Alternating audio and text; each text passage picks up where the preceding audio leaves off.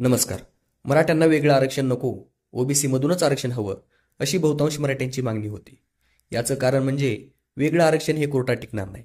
त्यामुळे कुणबी नोंदी शोधण्याचं काम सुरू झालं. काही लोकांच्या या नोंदी सापडल्या, परंतु सर्वांना या नोंदी सापडल्या नाहीत. मग ज्या मराठ्यांना कुणबी नोंदी सापडल्या नाहीत, त्यांना जर कुणबी प्रमाणपत्र द्यायचं असेल, तर त्यासाठी सगळी सोयरे हा अध्यादेश शासनाने काढला आणि यालाही न्यायालयात आव्हान मिळालं. न्यायालयाने ही याचिका स्वीकारलीही. त्यामुळे एक गोष्ट सिद्ध झाली की मराठ्यांना कोणत्याही प्रकारचं आरक्षण मिळालं तरी त्याला विरोध हा होणारच आहे आणि न्यायालयामध्ये याचिका दाखल होणार आहे. म्हणजेच मराठा आरक्षण मिळवण्यासाठी आता न्यायालयीन लढाई ही महत्त्वाची आहे. मग जर आरक्षण कोर्टात टिकवायचं असेल तर आरक्षण रद्द करताना कोर्टाने काय कारण दिलं याचा अभ्यास करावा लागेल. कोर्टाने आरक्षण रद्द करण्याचं मुख्य कारण हे मराठा समाज हा मागास नाही हे सांगितलं. यासाठी कोर्टाने कोणत्या सर्वेचा आधार घेतला हे माहीत नाही, पण आपल्याला हे माहीत आहे की हे कारण मात्र पूर्ण चुकीचं आहे.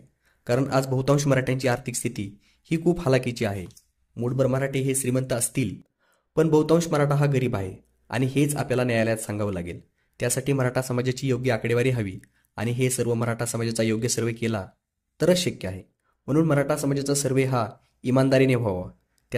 त्यासाठी थोडा वेळ लागला तरी चालेल, पण पुन्हा काही दोष नको. सध्या मराठा समाजाचं सर्वेक्षण चालू आहे. त्यातून मराठा समाजाची खरी परिस्थिती शोधावी आणि त्याचा आधार घेऊन न्यायालयामध्ये मराठ्यांची बाजू भक्कमपणे मांडावी, म्हणजे हा प्रश्न मार्गी लागेल. धन्यवाद.